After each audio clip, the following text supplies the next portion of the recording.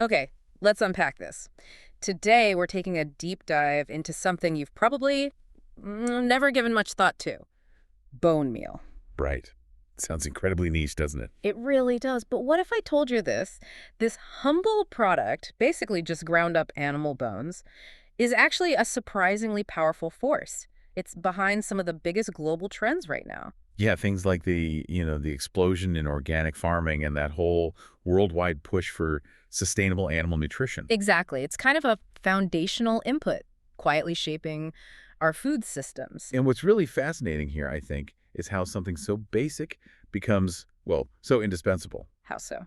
At its core, bone meal is just packed with two vital nutrients, calcium and phosphorus. Okay. And this makes it a powerhouse for like two main things. First, it's really crucial for livestock, helps promote strong bone development, overall animal health, Makes sense. Bones for bones. pretty much. And second, it's a fantastic natural way to enrich soil for organic farming. It boosts crop yield, soil vitality, without needing synthetic chemicals. Okay, so what's really driving this sort of behind-the-scenes player into the spotlight then? Well, it really boils down to two massive shifts happening globally. Which are? First, we're just seeing this surging demand for organic agricultural inputs.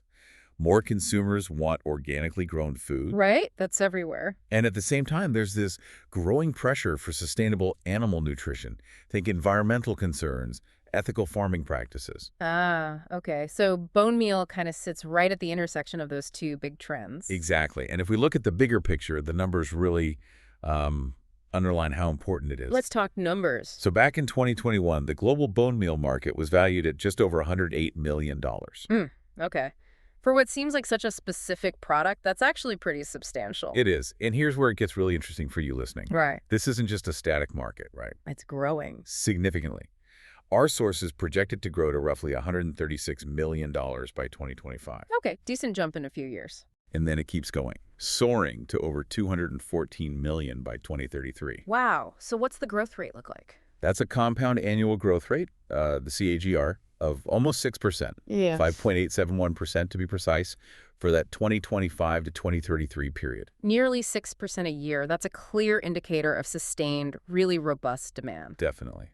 So what this tells us is that a product you might never even think about is actually a vital and rapidly expanding part of how our global food systems are changing, moving towards more sustainable practices. So this raises an important question then. Where exactly is this growth happening most? Are there like any surprises in the regional data? Yeah, the regional picture isn't uniform at all, and that's where we find some intriguing insights. Let's break it down. Where should we start? Let's start in North America. Back in 2021, the market there was valued at around $43 million. Okay, a big chunk of the global total then. Right. And it's projected to almost double, getting to over 82 million by 2033. That's growing at a steady annual rate of just over 5%, 5.47% CAGR. And within North America, I assume the U.S. is the biggest player. Oh yeah, the United States is definitely the dominant force. It's set to grow from about 35 million to over 65 million. Okay. But what really stands out, actually, is the pace of growth in Canada and Mexico. Oh, faster. Yeah, both are showing even stronger momentum. Their KGRs are over 6%, Canada at 6.34%, Mexico at 6.23%. Interesting. So that suggests maybe a faster scale up of organic or sustainable farming efforts there compared to the U.S. Could be. Or maybe catching up from a smaller base. It definitely points to strong adoption. Okay, let's hop across the Atlantic. What's happening in Europe? So Europe's bone meal market was just over $31 million in 2021. It's aiming to reach nearly 60 million by 2033. Also, almost doubling. And the growth rate? Similar to North America overall, actually. Just over 5% annually, 5.459% CGR. But you mentioned the picture isn't uniform. Right. What's fascinating in Europe is the disparity within the continent. France is a clear standout. So, It's poised for really significant expansion. It is Europe's highest CGR, almost 7%, 6.882% to be exact. wow, nearly 7%. Why France, do you think? Specific policies. Could be. Specific agricultural policies, maybe particularly strong consumer demand for organic products there, driving rapid adoption. Hard to say for sure from just this data, but it's notable. And what about the other big European economies? Germany, UK? They're seeing steady, solid growth. Germany around 4.6%, the UK a bit lower at 4.5%, Russia around 4.8%, all respectable. But you said disparity. So who's lagging? Yeah, it's interesting to see Sweden and Denmark down at the lower end. Their TAGRs are less than 3%, Sweden at 2.77%, Denmark even lower at 2.67%. Huh.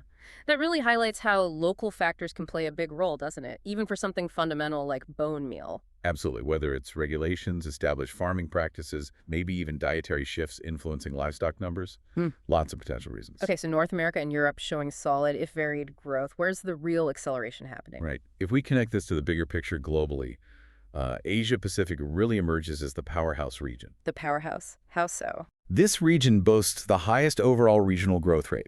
We're talking an average annual rate of over 7%, 7.101% CAGR. Over 7% average. Wow. Yeah, projecting its market to more than double. It was around 20, maybe $20.5 million in 2021, heading towards over 45 million by 2033. Okay, that's impressive growth. Any standouts within Asia Pacific? Oh, absolutely. Singapore is just, well, exploding. It shows the highest TGR across all the regions in our sources. That's an incredible 8.5%. Yeah. 8.549% technically. 8.5%. For Singapore, that's a relatively small market though, right? Tiny, yeah. Growing from under $1 million to maybe just under 2 million. But that rate, it suggests really rapid adoption in specific niches, maybe high-tech urban farming, specialized animal feed production, perhaps? Could be. Fascinating. Yeah. Who else is growing fast there? India isn't far behind. Really significant growth there, too. Over 8% annually, 8.243% CAGR. India at over 8%. That's huge, given the scale of agriculture there. Definitely. And then, as you'd probably expect, China is the largest market in the region, also growing strongly. What's China's rate? China's CAGR is 6.7%, going from about 6.2 million to nearly $13 million. Japan is similar, just slightly lower at 6.67%. Both very robust. So Asia-Pacific is clearly leading the charge in terms of growth rate. What about other regions? South America? South America also shows very strong growth potential. Its market size is projected to more than double as well. From what to what? From around $7.4 million in 2021 to over $16 million by 2033. The CAGR there is nearly 7%, 6.942%. Almost 7%. Also very strong. Any countries leading the pack there? Yeah, Argentina and Colombia are particularly noteworthy. They're both expanding at exceptionally high rates, right around 7.7% annually, 7.685% for Argentina, fractionally less for Colombia. Wow. Neck and neck. Again, maybe reflecting investment in livestock or expanding agricultural It exports. seems likely. Points to significant activity in those sectors. Okay, what about the Middle East? The Middle East market is smaller, about $4 million in 2021. It's growing, projected to reach nearly $7 million by 2033. But the growth rate? It's comparatively lower there. The average KGR is around 4.5%, 4.559%. Still growing, but not at the pace of Asia-Pacific or South America. Correct. Though it's interesting, the UAE is slightly outperforming the regional average. Its CAGR is over 5.5%, around 5.68%. Okay, noted. And finally, Africa. Africa's bone meal market was the smallest regionally in 2021, roughly $2.2 million. That's projection. Also projected to more than double, reaching almost 4.5 million by 2033. The overall CAGR for Africa is over 5.5%, 5.619%. So solid growth there, too, comparable to North America and Europe overall. Yes, and what's quite interesting here is that the rest of Africa category, so countries outside the specifically listed ones, actually shows even stronger growth. Its CAGR is over 6%. Really? Over 6% for the rest of Africa? Yes, 6.026%. It indicates a pretty broad and distributed increase in demand across various emerging economies on the continent, not just concentrated in a few spots. That's really encouraging. So let's zoom out. What does this all mean when we put it together? Well, these regional figures, they paint a pretty compelling picture, I think. It's widespread growth for bone meal, definitely. Right, bit varied. Exactly. It's a market truly driven by fundamental agricultural needs right across the globe. But it's clearly adapting to unique regional demands and reflecting different approaches to food production and sustainability. So to kind of bring it all together then. Yeah, absolutely. The key takeaway is this consistent growth trajectory for the global bone meal market.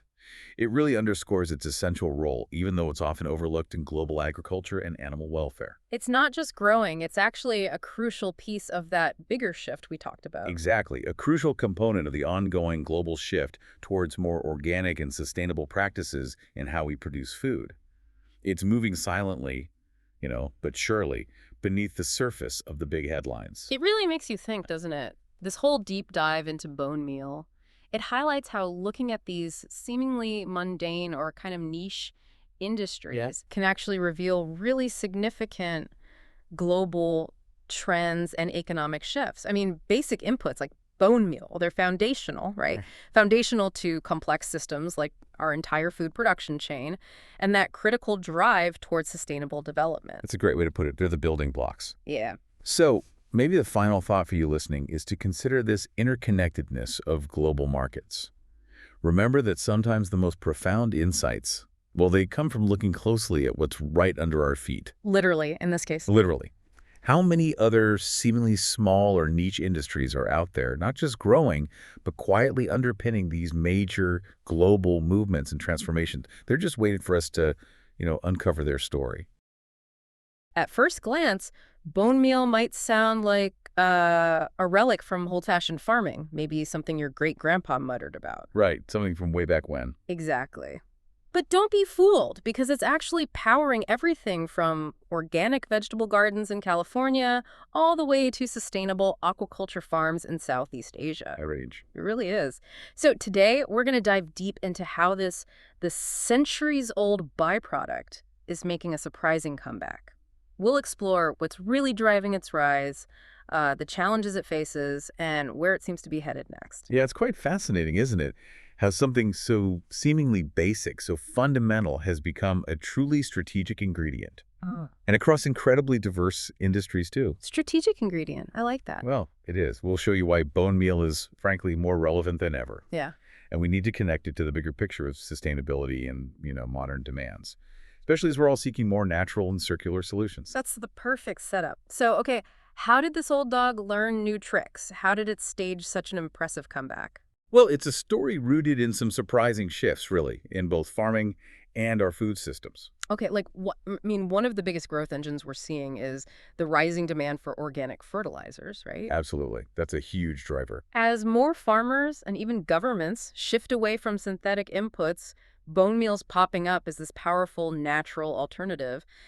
And when you look at its composition, it's packed with phosphorus and calcium, key nutrients. Yep, essential plant food. But beyond just having those nutrients, what's its unique advantage? Why bone meal specifically for plant growth? You've hit on the key thing there. It's not just what's in it, but how it delivers those nutrients. Okay. The magic, if you will, of bone meal lies in its slow-release action. So you see, unlike those quick-fix synthetics that can just wash away or, frankly, overwhelm plants sometimes. Right, too much too soon. Exactly. Bone meal acts more like a time-release vitamin for your soil. It nourishes it steadily over time.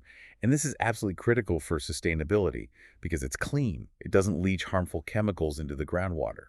Which makes it ideal for organic operations. Precisely. Think about, say, a small-scale organic farm in Italy growing those amazing heirloom tomatoes, or maybe a permaculture garden right here in Oregon. Both could be building long-term soil fertility using bone meal. And it's catching on more broadly. Oh, yes. It's really gaining traction beyond just niche markets. We're seeing growing adoption in North America, Western Europe, and parts of the Asia-Pacific region, too, especially in, organic certified farms, but also big time in the home gardening market. That slow release versus quick fix distinction, that's really powerful. But it's not just plants getting a boost, is it? It's also finding a pretty significant role in animal health. That's right, another major area. In places where livestock diets might lack vital minerals, bone meal gets added as a calcium booster. Correct, a natural supplement. And this directly improves bone density, enhances eggshell quality in poultry, crucial for farmers, and contributes to overall animal health. Absolutely, and think about the context. Global demand for meat and dairy is rising, particularly in large countries like India, Brazil, China. Huge markets. Exactly. So producers there are turning to these mineral-rich feed additives like bone meal to help prevent things like metabolic disorders and bone-related diseases in their livestock. It's about herd health and productivity. Are veterinary associations actively promoting this, or is it more of an industry-driven thing? What's their take? Oh, veterinary associations definitely recognize the importance of trace mineral supplementation. It's seen as preventive health for livestock, especially as production gets more intensive. So they're on board. They often recommend it, as a way to proactively address common deficiencies. Deficiencies that can lead to significant health issues and, let's be honest, economic losses for producers. So you could say it's both industry-driven by the need for healthier animals and medically supported by expert recommendations. Okay, that makes sense. And if we connect this to the bigger picture again, Bone meal is also just a prime example of the circular economy in action. Ah, right. Using waste products. Exactly. Instead of bones from meat processing facilities just going to waste, ending up in landfills, rendering plants are converting them into a valuable product, Turning trash into treasure, basically. pretty much. Yeah. And this isn't just about reducing waste, though that's important. It's a profound move toward true zero-waste processing in the meat industry. How are the processors seeing it? Well, they're partnering with these rendering plants. It lowers their disposal costs, which is a win, and it also aligns with crucial sustainability goals, which is becoming increasingly important for businesses. And governments are involved. Yes, governments are even stepping in, supporting this shift, sometimes through regulations that actively encourage the use of these byproducts in fertilizers, pet food, animal feed, making it easier or more attractive to go the circular route. That's such a powerful demonstration of the circular economy. But are there limits to this zero-waste ideal? Does it truly make sense for every single type of bone byproduct? Or some may be more challenging to integrate? That's an excellent question. And yeah, it highlights a key challenge. Not all bone byproducts are created equal, and not all markets are ready for them or have the infrastructure. Ah, okay. While the ideal is zero waste, the reality is, well, certain types of bones, or maybe bones processed in certain ways, might not meet the super strict regulatory requirements for feed or fertilizer in all regions. Meaning some still end up as waste? Unfortunately, yes. Some still end up in lower value streams or even landfills. The focus is always on maximizing the highest value use, but there are definitely nuances and regional differences. It's not a perfect system yet. Okay, so it sounds like bone meal is a perfect fit for a lot of modern demands, organic, circular, natural, but nothing's ever a silver bullet, right? You're absolutely right. No silver bullets here. What are some of the practical limitations, the hurdles it runs into? There are certainly significant challenges. Probably the primary restraint is definitely disease risk and all the regulations that come with that. You mean BSE, mad cow disease? Precisely. Concerns over bovine spongiform encephalopathy, BSE, hang over this market. Regions like the EU and North America have very, very strict rules Rules about what, specifically? about what animal species the bone meal can even come from, how exactly it has to be temperature, pressure, things like that, and then how it can be used. Especially in livestock feed, the rules are tightest there. Makes sense, given the history. Absolutely. These safety measures are essential, no question. But they add significant operational complexity for the producers. It costs more, takes more effort, and it can effectively limit market expansion into areas that maybe don't have that robust regulatory infrastructure. So it's not just the regulations themselves, but the differences between regions. Exactly. The inconsistency can be a nightmare. Imagine trying to ship bones or bone meal from a country with maybe laxer disease controls to one with super strict BSE rules. It's a logistical headache. And sometimes it just creates an economic barrier. It's not worth the hassle or cost. I can definitely see how those varied regulations would create headaches. Okay, so beyond safety rules, why isn't bone meal just taking over the entire fertilizer market? Is it still facing a big challenge from traditional synthetic options? Oh, absolutely. Big time. What makes those synthetics so sticky for large-scale farmers? Well, for large-scale agriculture, think industrial corn or wheat farms, massive operations, synthetic products are often still preferred. Why is that? Things like urea, NPK blends, nitrogen, phosphorus, potassium, or other phosphate-based fertilizers, they're typically cheaper up front. They're easier to apply with the existing modern farm equipment, the big spreaders, and crucially, they deliver really quick, predictable, uniform results. Predictability is key in farming. It really is. In that kind of high-efficiency, often export-driven farming where every single percentage point of yield matters, bone meal's slower action and potentially higher handling costs or variability mean it's frequently overlooked. They stick with the faster, more predictable synthetics. That makes a lot of sense for those industrial operations. Okay, and finally, you mentioned supply chains earlier. There's this issue of volatility, right? Yes, another major factor. How do global events or even regulations throw a wrench into the availability of something that's so tied to the meat industry?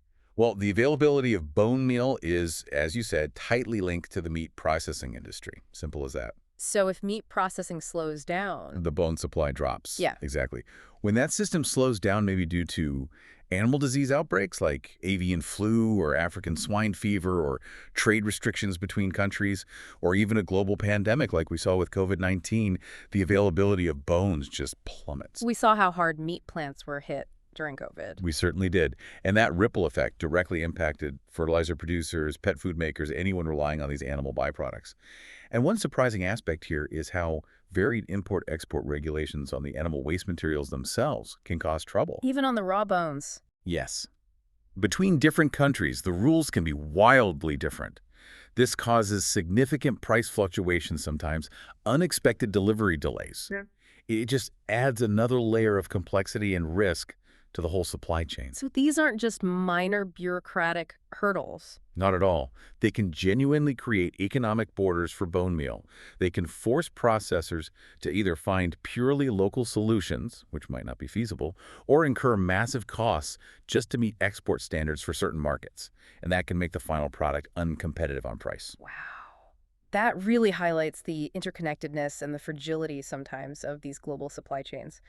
But okay, despite these hurdles, it sounds like there are still exciting trends shaping the future for bone meal. Definitely. There's some really interesting opportunities emerging. What are some of those? Well, one clear trend is just the undeniable rise of organic home gardening. It's huge. People growing their own food. Exactly. Urban consumers, especially you see this in Europe and North America, they're increasingly turning balconies, patios, backyards into mini farms, little veggie patches. And they want organic options. Precisely. As more people grow their own food, there's this huge demand for safe, effective, and natural fertilizers. And bone meal fits perfectly into that niche. It's seen as traditional, effective, and organic friendly. Yeah, companies are noticing this. Oh, yeah. Companies are responding. They're offering odor-neutral, pre-packaged, easy-to-use versions specifically for those retail shelves in garden centers and online. Wait, odor neutral, that sounds like a game changer. It really is. Because let's be honest, trying to grow tomatoes on your balcony with a bag that smells like, well, like a rendering plant? Not exactly charming the neighbors, no. Not at all. So that deodorization must be key.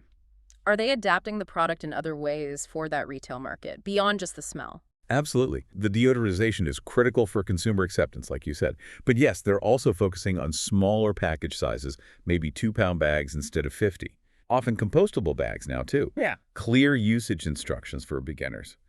And sometimes formulations that might be blended with other natural things like compost or worm castings to create a more balanced, sort of all-in-one organic fertilizer, specifically for that home gardener. Smart, meeting the customer where they are. Exactly. And another promising area, touching on what we discussed earlier, is pet food and aquaculture. Right, the animal nutrition side. Yep. In pet nutrition, you're seeing bone meal included in formulas, particularly for aging pets, to support joint and bone health, thanks to that high calcium content. For older dogs and cats, makes sense. And in aquaculture, so fish and shrimp farming, it's used as a supplement in their feed, again, to promote mineral balance, healthy growth. And the drivers there are similar, natural, sustainable. Very similar. Both of these industries, pet food and aquaculture, are seeing a big shift towards demanding natural, traceable, and sustainable ingredients. Consumers want to know what's in their pet's food or where their farm fish came from, and bone meal, sourced responsibly, fits that bill perfectly. Is the science keeping up? It is. New research is constantly improving its digestibility and safety for these specific applications, which is helping it carve out a solid niche, especially in premium feed products where people are willing to pay a bit more for those qualities. That's a smart evolution for such a traditional product. Okay, what about technological advancements? Are new processing methods changing things? Hugely. Technology is playing a massive role. It's truly transformative, actually. How so? Well, modern processing techniques, especially around sterilization and, as we mentioned, deodorization, are making bone meal much more acceptable, not just for home gardeners, but in broader markets, including export markets with strict standards. Better safety, better smell. Exactly. Yeah. Advanced sterilization methods, using heat and pressure in precise ways, can reliably eliminate potential pathogens, and the deodorization tech neutralizes that characteristic odor. So you're solving two of the product's biggest historical limitations, really, at the same time. Any other tech improvements? Yeah, we're also seeing much better control over particle size now, grinding it finer, or to specific consistencies. Which sounds minor, but it makes it incredibly easier to blend bone meal evenly into custom fertilizer mixes or specialized animal feed rations. It enhances its versatility and how it can be applied across a wider range of products and uses. So, pulling this all together, what does this all mean for you, our listener? It seems pretty clear that bone meal is no longer just some leftover byproduct. Let it go. It's truly becoming a strategic ingredient across agriculture, animal nutrition, and even these broader sustainability efforts. It's finding its way into some really diverse supply chains, and it looks like it's not going anywhere. And I think this raises a really important question, doesn't it? As industries everywhere continue to seek out sustainable, natural solutions, how might other traditionally overlooked byproducts, other things we currently think of as waste, find new life? Find new purpose in unexpected markets. Exactly. Following bone meal's rather surprising trajectory from being just, leftover bones to becoming this valuable resource, what else is out there? That is a great thought to leave you with. Thanks so much for joining us for this deep dive into the world of bone meal and for considering the hidden potential that might be lurking in everyday materials all around us.